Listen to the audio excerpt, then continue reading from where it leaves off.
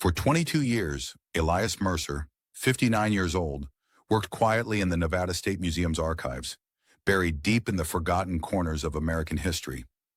His days were measured in dust particles floating through shafts of afternoon light, in the careful turning of brittle pages, in the methodical restoration of documents that most people would never see and fewer still would care about. He cataloged old city maps that showed streets no longer in existence. He restored historical documents written by hands long turned to dust. He handled hundreds of boxes that arrived with no fanfare and even less interest. Forgotten blueprints from demolished resorts, abandoned casinos from the city's wild early years, and long-gone hotels that once stood where parking garages now sprawled across the desert landscape. Elias was the kind of man who disappeared into rooms and emerged hours later with no one having noticed he'd been there at all. He wore the same 3 rotation of button-down shirts, faded at the collars. He brought the same turkey sandwich for lunch every single day. He drove a 15-year-old sedan with a crack across the windshield he never bothered to fix. In a city built on spectacle and excess, Elias Mercer was the opposite of everything Las Vegas represented. One dusty afternoon in March, as golden light filtered through the archive's high windows, Elias opened a crate that had been misfiled for decades in the museum's basement storage. The label had faded to illegibility. The contents hadn't been inventoried since 1989. Inside, wrapped in yellowed protective paper that crumbled at his touch, were the original architectural blueprints from 1970s-era Las Vegas. But these weren't just any blueprints. They were the complete original plans for the Monarch Grand Casino, one of the richest, most successful resorts in modern Las Vegas. A gleaming palace of glass and gold that pulled in millions every single week from tourists who came to lose their money under chandeliers, worth more than most people's houses. And these weren't just simple architectural drawings showing where walls should go. They showed everything. Every obsolete access tunnel that snaked beneath the casino floors like forgotten arteries. Every retired vault entrance that had been sealed and covered over during decades of renovations. Every decommissioned security corridor that the current owners had no idea still existed. Every forgotten utility shaft, every abandoned maintenance crawlway, every piece of infrastructure that had been built, used, and then simply covered up when the casino underwent its massive renovations in the late 80s and 90s. Most importantly, these blueprints showed something the current security team had never seen: a forgotten utility shaft that still connected to the active casino floors, running from the lowest maintenance levels all the way up through the building's core. A shaft that had been welded shut in 1989 for safety reasons, but never concreted over, never permanently sealed, never removed from the physical structure of the building. It was simply forgotten. Erased from modern blueprints, but still very much real, hidden behind walls and pipe clusters that no one ever looked behind because there was no reason to look. Blueprints that no living security director had ever seen. Plans that revealed vulnerabilities the casino's modern owners didn't know they had.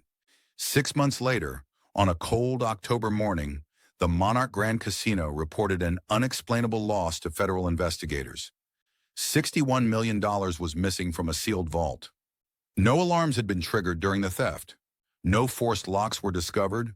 No digital breach was detected in any system. No surveillance footage showed anything suspicious. No access logs revealed unauthorized entry. The vault door itself showed no signs of tampering. It hadn't even been opened during the time the money disappeared. Security experts were baffled. Federal investigators found no leads. The casino's internal team reviewed everything 3 times and came up with nothing. Because the thief didn't break into the casino through any entrance the security team was watching. He came from underneath it, through infrastructure that officially no longer existed, using a map of the building that was more accurate than anything the current owners possessed. He walked through forgotten history and emerged inside the vault itself. Before we get into it, don't forget to like and subscribe, and hit that notification bell so you never miss an episode. Drop your city or country in the comments below. I always love seeing where you're watching from, and it helps the algorithm show this story to more people who appreciate real crime analysis. Elias Mercer was 59 years old when he committed what would become one of the most puzzling casino heists in Nevada history. He was quiet by nature, introverted by choice, and lived alone in a modest one-bedroom apartment in Henderson, about 20 minutes from the Las Vegas Strip when traffic was light. He made $42,000 a year as a senior archivist at the Nevada State Museum, barely enough to cover rent, utilities, groceries, and the occasional used book from the thrift store on Boulder Highway. After taxes and his modest expenses, he saved almost nothing. He had no retirement plan beyond Social Security, no investments, no property, no safety net. Before becoming an archivist, Elias had been an engineering student at UNLV in the early 1980s, studying structural engineering with a focus on older building methods. He was fascinated by how buildings from different eras were constructed, how architectural philosophies changed over decades, how safety standards evolved. But halfway through his junior year, he switched majors to library sciences. When friends asked why, he gave a simple answer. Buildings eventually fall apart. Documents last forever if you take care of them. Those who worked with him at the museum described Elias as intensely focused, almost obsessive about details. He had a nearly photographic memory for blueprints, maps, and technical drawings. Show him a document once, and he could recall specific measurements, notations, and architectural details weeks later without referring back to the original. He loved his job for a reason that seemed strange to his coworkers. He believed documents never lied. People did. People changed their stories, forgot details, misremembered events, shaded the truth to make themselves look better. But a blueprint from 1972 said exactly what it had said in 1972. A city planning document from 1985 told the truth about 1985. The paper didn't have an agenda. Elias had one personal obsession that went beyond his professional interest in historical documents. He believed that every structure, especially large complex buildings, had weaknesses that most people never noticed.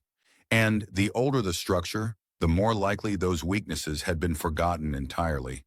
Buried under decades of renovations, sealed behind new walls, covered over by modern construction that assumed the past had been completely erased.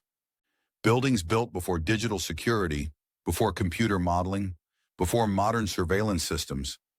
Those buildings were particularly vulnerable, he believed, because they had been designed with different priorities, different assumptions about what needed to be protected and how. He never shared this theory with anyone. It was just something he thought about while cataloging dusty boxes in the museum's basement. Something that occupied his mind during his solitary evenings at home, until the day he found those blueprints. Elias's discovery of the Monarch Grand blueprints wasn't the result of brilliant detective work or careful planning. It was pure accident, the kind of mundane chance that changes lives without anyone recognizing the moment for what it is.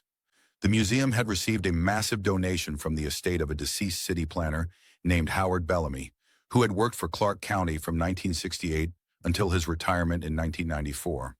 When Bellamy died in 2019, his family had donated his entire professional archive to the museum. Dozens of boxes containing old maps, planning documents, architectural submissions, and building permits from Las Vegas's explosive growth period. But the donation had arrived during the museum's COVID closure, and the boxes had been shunted into basement storage without proper cataloging.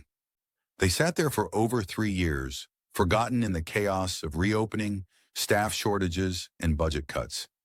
In March 2023, Elias was assigned to finally process the Bellamy collection.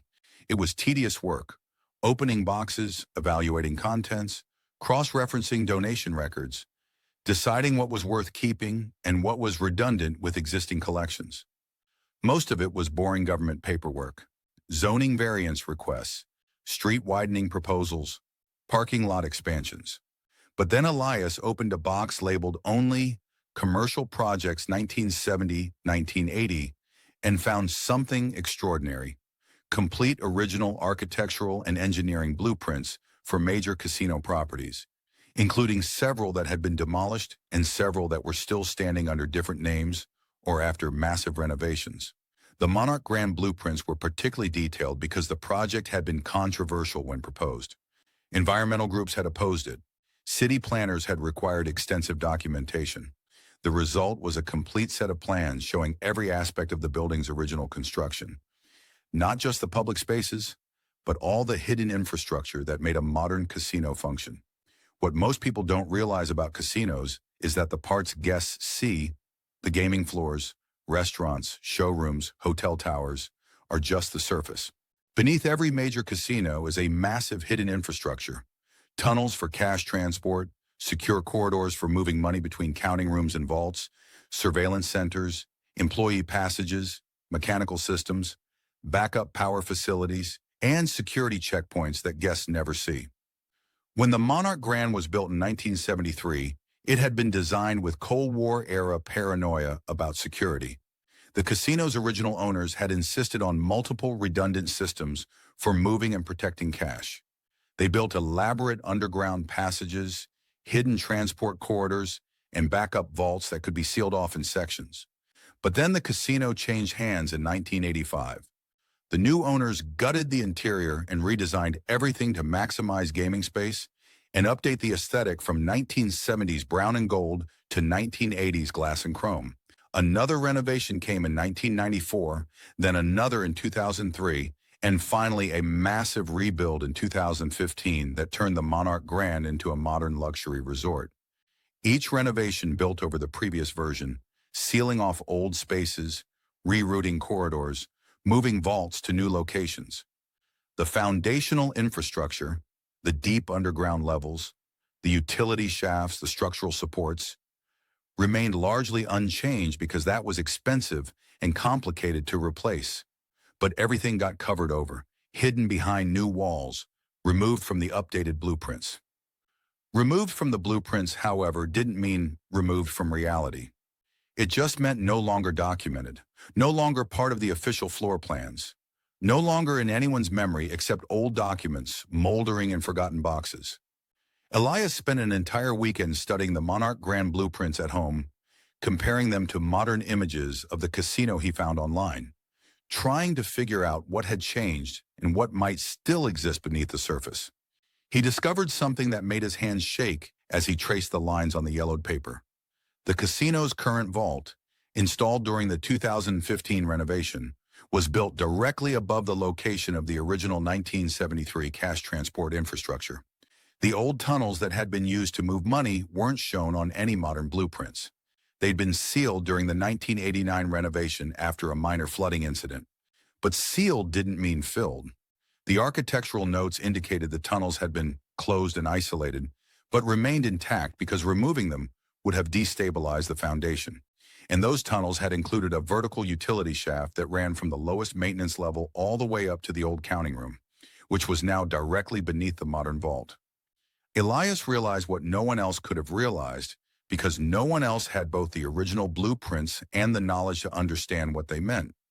There might be an unmonitored access point into the casino's vault that the current security team didn't know existed because it had been erased from all modern documentation. A ghost entrance into one of the most secure vaults in Las Vegas. What happened next wasn't an impulsive decision. Elias didn't immediately start planning a heist. For weeks, he simply studied the blueprints, driven by intellectual curiosity about whether his theory was correct. Could those old tunnels really still be there? Would they still be accessible? Had they been sealed completely or just closed off with the expectation that no one would ever need to access them again? But intellectual curiosity gradually shifted into something else, a growing awareness of opportunity combined with a lifetime of financial insecurity and the looming reality of an underfunded retirement. Elias began to research everything he could find about the Monarch Grand's history and current operations. He studied building permits filed with Clark County. He found construction crew records from the 1970s renovations in the county archives. He visited the casino as a guest, carefully observing layout changes, security camera placements, and staff movement patterns. He took his time. He was methodical. He understood that rushing would lead to mistakes, and mistakes would lead to getting caught.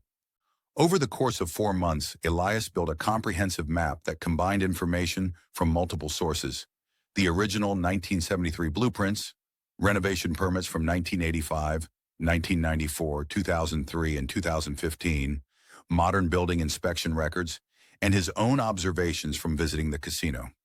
He became a regular guest at the Monarch Grand, visiting every week or two, always during different shifts to observe how security patterns change between day and night operations, between weekdays and weekends. He never gambled heavily, just enough to blend in, to seem like an ordinary low-stakes player killing time. He nursed drinks at the bar. He ate meals in the casino restaurants. He walked through the public areas with the aimless quality of a tourist exploring. But he was always observing, always mapping, always comparing what he saw to what the blueprints told him should be there.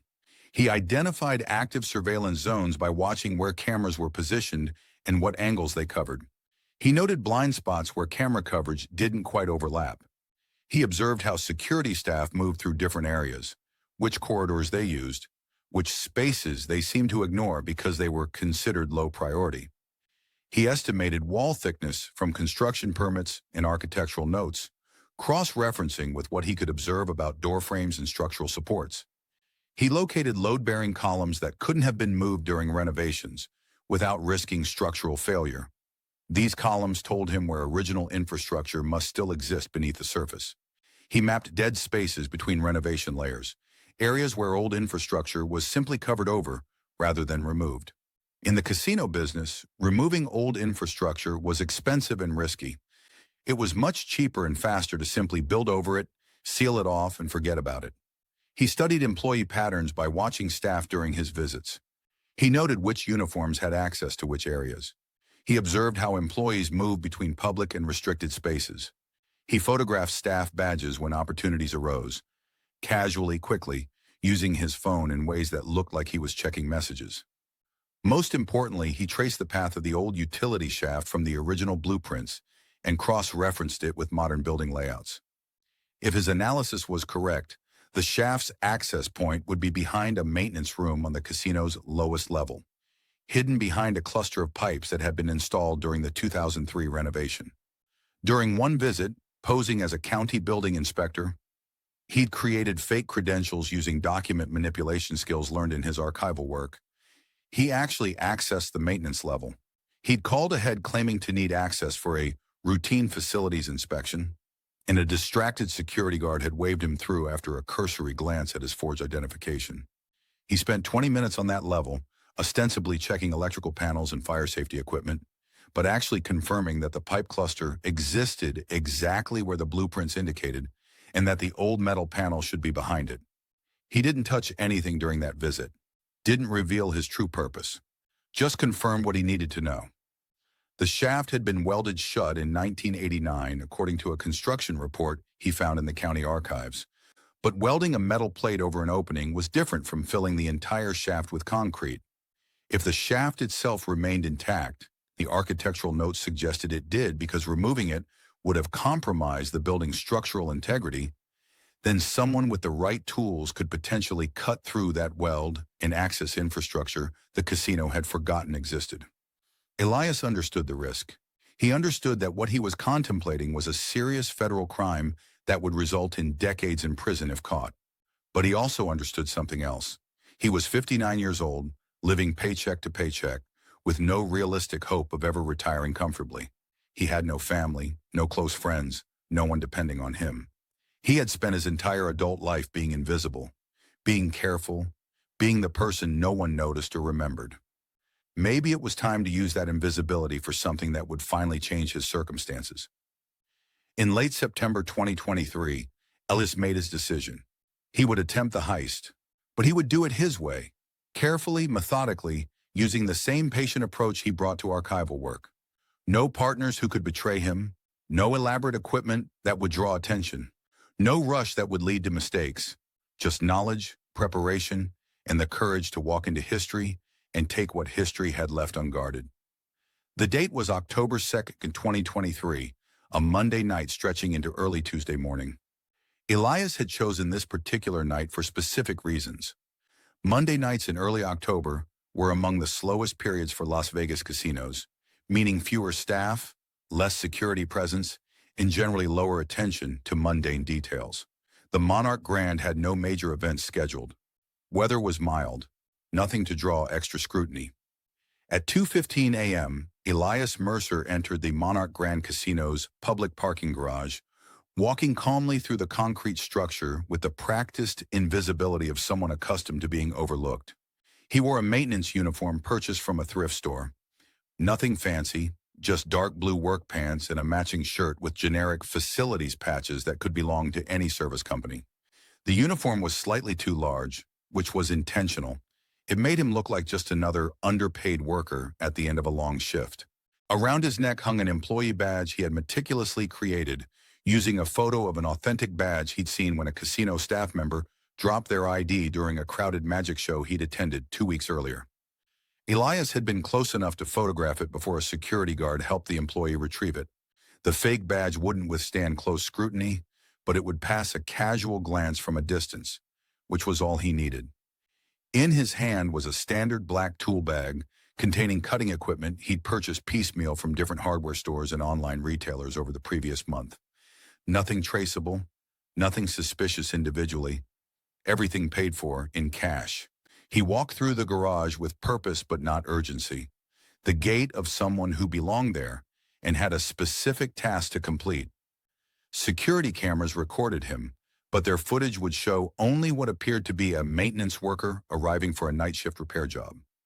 Elias took the elevator down to the casino's lowest level, the area guests never saw, a maze of concrete corridors, humming machinery, and the unglamorous infrastructure that kept a modern casino functioning.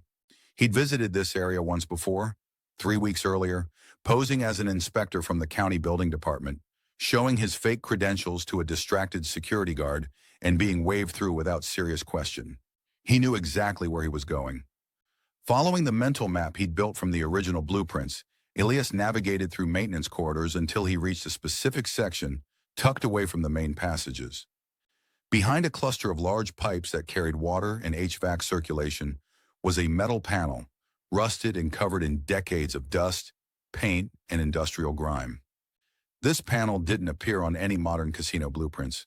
As far as the current facilities managers knew, this was just part of the wall, nothing more significant than any other section of the maintenance level's infrastructure. But Elias knew better.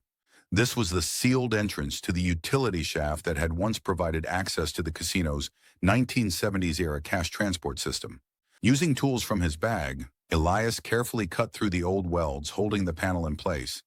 The metal was corroded from decades of exposure to basement humidity, which actually made his job easier. The welds broke apart with less effort than he'd anticipated. He worked slowly, methodically, controlling each cut to minimize noise. After 20 minutes of careful work, the panel came free. Elias carefully maneuvered it aside, revealing what lay behind. A narrow vertical shaft descending into darkness, exactly as the blueprints had indicated. The shaft was perhaps 3 feet square, lined with old metal and concrete, with a rusted ladder bolted to one wall. No cameras monitored this space. No sensors detected movement here. No motion detectors had been installed because, officially, this access point didn't exist anymore. The casino's modern security system was focused on protecting against threats from the outside world. Guests who might cheat, professional thieves who might attack the vault through the door, cyber criminals who might breach digital systems. No one had considered the possibility that someone might enter through forgotten infrastructure that predated the security system itself. Elias clicked on a small LED headlamp and lowered himself into the shaft, his feet finding the ladder rungs. He descended slowly, testing each rung before trusting it with his full weight. The ladder was old but still solid, anchored into the concrete shaft walls. As he climbed down through the darkness, he was descending through layers of the casino's history, past the 2015 renovation level, past the 2003 updates, past the 1994 redesign, past the 1985 gutting, down into the original 1973 infrastructure that had been sealed and forgotten. At the bottom of the shaft, perhaps 40 feet below the casino's current lowest level, Elias found himself in a horizontal corridor that hadn't seen human presence in 34 years. The air was stale but breathable, heavy with dust and the faint smell of old concrete and rusted metal. His headlamp illuminated a space frozen in time. Old signage with 1970s topography, painted arrows indicating cash transport route A, emergency lights that no longer functioned, and electrical conduits that predated modern building codes. This was the old cash transport corridor, built to move money securely from counting rooms to the original vault. It had been elaborate and redundant because the casino's original owners had been paranoid about security. They wanted multiple routes, multiple options, multiple layers of protection. Then it had all been abandoned during the renovations, sealed off and forgotten, covered over by newer construction that assumed the past had been erased. Elias followed the corridor until he reached a section directly beneath where the modern vault had been constructed. The original blueprints had shown this area as the location of the old counting room, a large secure space where cash had been sorted and verified before being moved to the vault. Above him, according to his careful analysis of multiple blueprint layers, was the floor of the current vault, installed during the 2015 renovation. The modern security system monitored the vault's door, walls, and obvious entry points.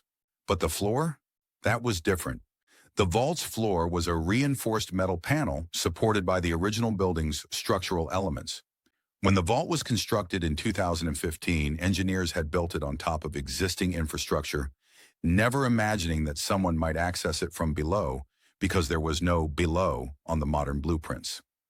Examining the ceiling above him, Elias could see where a reinforced metal panel had been installed during the 1989 renovation.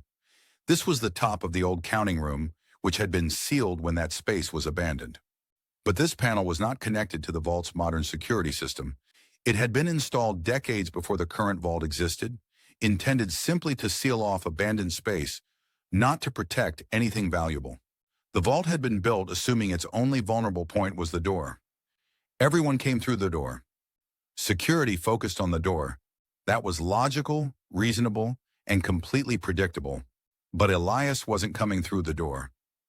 Using specialized tools designed for cutting reinforced metal, purchased carefully from different suppliers, never all at once, Elias began working on the ceiling panel. He used vibration dampening equipment to minimize noise and prevent triggering any seismic sensors that might detect unusual activity. The work was slow, precise, and exhausting. It took nearly 3 hours of careful cutting, cooling periods to let metal rest, and constant monitoring to ensure he wasn't making enough noise to alert anyone in the spaces above. Finally, he created an opening large enough to climb through. He carefully lifted himself up into the space above and found himself on the underside of the vault floor, in a small gap between the vault's metal floor panel and the structural supports beneath it. He was inside the vault's security perimeter. Moving carefully in the cramped space, Elias located a section of the vault floor that he could access without triggering weight sensors. The blueprints had shown him where load-bearing supports were located, allowing him to calculate which areas of the floor would register his presence and which wouldn't. He loosened the underside panel just enough to lift it slightly and peer into the vault itself. Rows of metal shelving, stacks of organized cash bundles, a corner blind spot where the security cameras didn't quite overlap in their coverage because the vault had been designed assuming threats came from the door. Elias squeezed through the opening and emerged inside the vault. Behind the shelving, in the shadow zone, the security systems designers had never considered important because it wasn't near the entrance. He moved quickly now, efficiency born from careful planning. He filled 2 heavy-duty duffel bags with high-denomination cash bundles, hundreds and fifties, avoiding anything smaller or anything that seemed irregularly packaged. He took exactly what would fit in the bags without making them impossibly heavy to maneuver. He made no attempt to take everything, no greed-driven effort to maximize the haul, just enough to change his life forever. Total value $61 million, according to later FBI estimates. When the bags were full, Elias lowered them carefully through the floor opening on a rope, letting them descend into the old counting room below. He followed them down, squeezed back through the opening he'd created, and carefully repositioned the floor panel from underneath. He sealed the cut he'd made using quick bonding adhesive that would hold the panel in place and make the cut less immediately visible to casual inspection. Then he gathered the duffel bags and retraced his path through the forgotten tunnels. At 4:09 a.m., Elias emerged from the utility shaft, climbed back up the ladder, and carefully repositioned the old metal panel, securing it just enough that it wouldn't fall, but leaving the welds obviously old and corroded. Nothing about his exit would suggest recent disturbance. He walked back through the maintenance corridors, rode the elevator up to the parking garage, and walked to his car carrying two dusty duffel bags that looked like equipment bags or laundry sacks. Nothing remarkable for a maintenance worker leaving after a night shift. He drove out of the parking garage at 4:23 a.m. Security cameras recorded his departure. Automated license plate readers captured his vehicle information. But none of it mattered because there was no reason for anyone to be looking at this footage. No alert triggered, no alarm raised. A museum archivist left the casino with $61 million. Nobody knew anything had happened. What made Elias's heist extraordinary wasn't just how he got in, it was what he did after. He drove directly to a storage unit facility he'd rented 2 months earlier in Boulder City, about 30 minutes from Las Vegas. The unit was paid for with cash, rented under a common name with fake identification he'd created, and had no connection to his real identity or address. Inside the unit, he had prepared dozens of archival storage boxes, the same kind used at the museum, labeled with boring bureaucratic descriptions. County tax records 1974-1982, municipal water reports 1978-1985, property assessment documents 1976-1980. He transferred the cash from the duffel bags into these boxes, careful to arrange everything neatly, professionally, exactly as real archive documents would be stored. Anyone opening these boxes would see what appeared to be legitimate historical records, at least at first glance. Only by digging deeper would someone discover the cash hidden among layers of actual old documents he'd included as camouflage. Elias then did something that confused investigators later. Absolutely nothing suspicious. He didn't quit his job. He didn't make any large purchases. He didn't suddenly take an expensive vacation or buy a luxury car. He didn't pay off debts or make unusual financial transactions. He went to work at the museum the next day, just as he always did. He cataloged documents. He ate his turkey sandwich. He drove home in his old car with the cracked windshield. The only thing different was a planned vacation he'd scheduled months in advance, a heritage preservation conference in Phoenix that following weekend. He drove to Phoenix, attended the conference, stayed in a modest hotel, and returned to Las Vegas exactly as planned. To anyone watching, and no one was watching, Elias Mercer was living the same quiet, unremarkable life he'd always lived. The Monarch Grand Casino discovered the missing money the following day during a routine vault audit. The count didn't match the records. A recount was ordered, then another. Then panic set in as casino management realized this wasn't an accounting error. $61 million was gone. They immediately contacted the Nevada Gaming Control Board and the FBI. A massive investigation was launched, involving federal agents, casino security experts, and forensic accountants. They reviewed everything. Vault access logs showed only authorized entries at expected times. Door seals revealed no tampering. Digital security systems showed no breaches. Camera feeds from the vault area showed nothing unusual. No one entered who shouldn't have entered. No one spent longer inside than normal procedures required. Staff rosters were scrutinized. Background checks were rerun on everyone with vault access. Financial records were audited looking for lifestyle changes or suspicious transactions. Maintenance logs were reviewed to see if anyone had accessed unusual areas. Motion sensors showed no unexpected activity. Thermal imaging revealed no heat signatures where humans shouldn't have been. Even the vault's air pressure monitoring system, designed to detect if someone tried to cut through walls, showed no anomalies. Everything looked normal because, from the perspective of the modern security system, everything had been normal. The security system was designed to detect threats coming through monitored spaces, through known entry points, through digital systems it was connected to. But Elias had come through infrastructure that predated the security system, through spaces that weren't on any modern maps, through an access point that didn't exist in any current documentation. Internal investigators argued for months about what must have happened. It has to be an inside job. Someone with access codes took advantage of their position. The FBI focused heavily on this theory. They conducted extensive interviews with every employee who had vault access over the previous 2 years. They ran financial audits looking for unusual deposits, unexplained purchases, or lifestyle changes that exceeded reported income. They examined credit card statements, mortgage payments, vehicle registrations, and even social media posts looking for any sign that someone was suddenly living beyond their means. Nothing. Every employee checked out. Their finances matched their salaries. Their lifestyles were consistent with their income levels. No red flags appeared.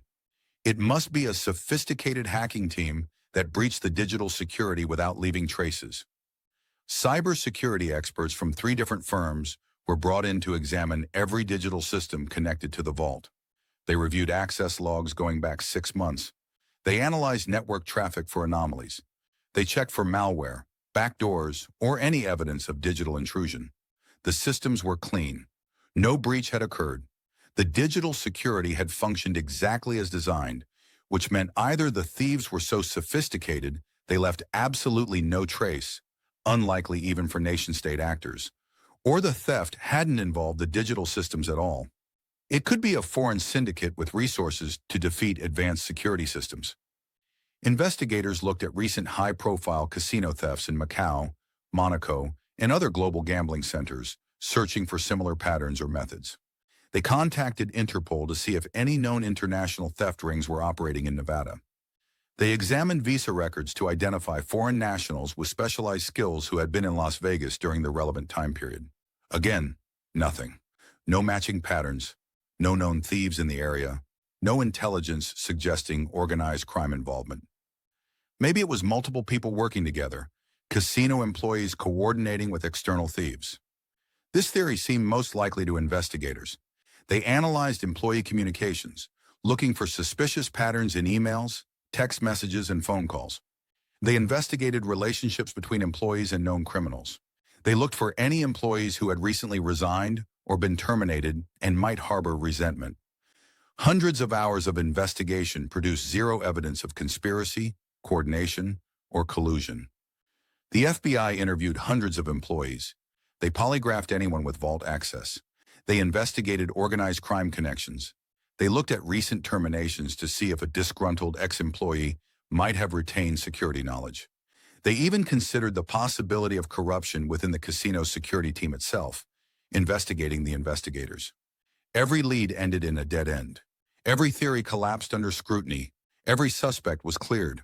No one, not a single investigator, not one casino security expert, not any of the federal agents working the case, ever thought to look at someone like Elias Mercer. Why would they? He wasn't a casino employee. He had no connection to the gaming industry. He had no criminal record. He didn't fit any profile of casino thieves. He was a museum archivist who made $42,000 a year and whose most exciting professional accomplishment was a paper he'd published about preservation techniques for 19th century maps. The investigation continued for months, generating hundreds of pages of reports, thousands of hours of security footage review, and zero useful leads. The casino's insurance company paid out the claim, minus the deductible, and implemented new security protocols, though they weren't entirely sure what vulnerability they were protecting against. As of now, this case remains unsolved. The FBI still has it classified as an open investigation, though it's no longer a priority. New cases demand attention. Resources get allocated elsewhere. The Monarch Grand Heist becomes another cold case in the files, reviewed occasionally when similar crimes occur, but generating no new leads. The psychological toll on the casino security team was significant. How do you protect against a threat you can't identify? How do you fix a vulnerability you don't understand? The security director who was in charge during the heist resigned within 3 months, unable to explain to casino ownership how such a massive theft could occur under his watch without triggering a single alarm. The casino's insurance company paid out the claim, minus a substantial deductible, and implemented new security protocols, though they weren't entirely sure what vulnerability they were protecting against. They added more sensors, more cameras, more frequent audits. But these measures were addressing known attack vectors, not the unknown pathway Elias had used. Some security consultants who reviewed the case privately concluded that it might have been an inside job so sophisticated that the perpetrators had successfully covered their tracks completely. Others theorized that it involved nation-state resources and expertise. A few suggested it might never be solved because the method was so novel that traditional investigation techniques couldn't detect it. None of them imagined the truth, that a single person with no criminal connections, no inside access, and no sophisticated technology had defeated their systems using nothing but historical documents and patient observation. Elias Mercer continues to work at the Nevada State Museum. He still catalogs old documents, still eats his turkey sandwich, still drives his old car with the cracked windshield. To anyone watching, he's the same unremarkable person he's always been. He was never interviewed by investigators.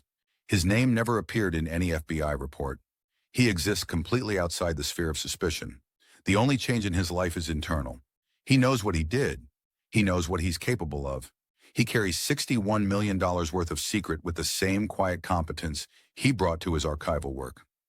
The $61 million sits in archival boxes in a storage unit, waiting. Elias hasn't touched it. He understands that moving large amounts of cash would create exactly the kind of pattern that draws investigative attention. Sudden wealth, unexplained purchases, lifestyle changes. These are the mistakes that get thieves caught years after seemingly perfect crimes. So he waits, patient as ever, knowing that time is his greatest ally. Every month that passes makes the investigation colder. Every year that goes by makes it less likely anyone will notice if he eventually begins carefully converting small amounts of cash. He's 59 now. He can wait until 65, take early retirement, relocate to a country with less stringent financial reporting, and begin living off his hidden wealth in ways that won't trigger scrutiny. Maybe he'll wait until retirement, then slowly relocate to another country and begin carefully converting the cash over years. Maybe he'll wait even longer, letting the investigation go completely cold before taking any action. Or maybe he'll never use the money at all, satisfied simply with knowing that he outsmarted the smartest security systems in Las Vegas using nothing but historical blueprints and careful observation. The knowledge itself might be reward enough for someone whose life had been defined by invisibility and financial insecurity. What makes this case particularly fascinating to security experts, those few who know the details and suspect the truth about how it might have been accomplished, is that it represents a fundamental blind spot in modern security thinking. We protect against threats we can imagine, vulnerabilities we can identify, attack vectors we understand, but we often fail to protect against our own forgotten history. What Elias Mercer proved was something most security experts hate to admit.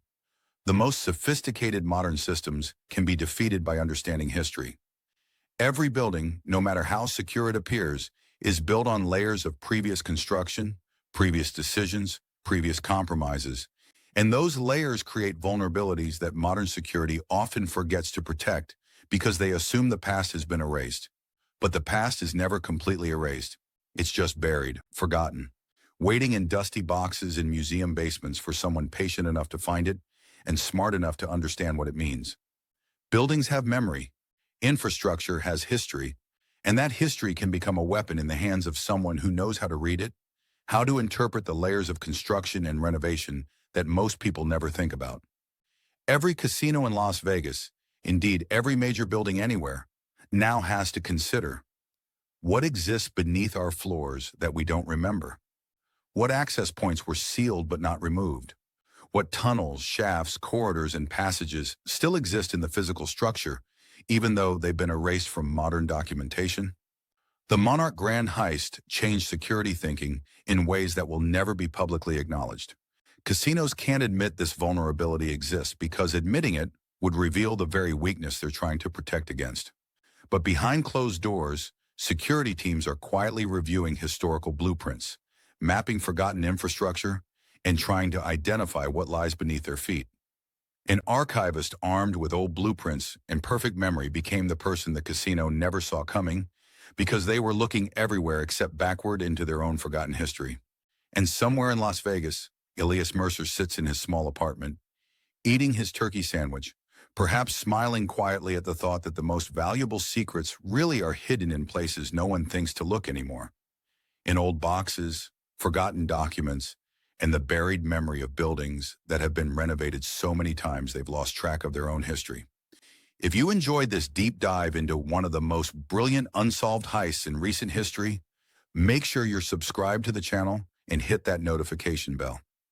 Share this video with anyone who appreciates true crime with real strategic intelligence, and drop a comment telling me what you think.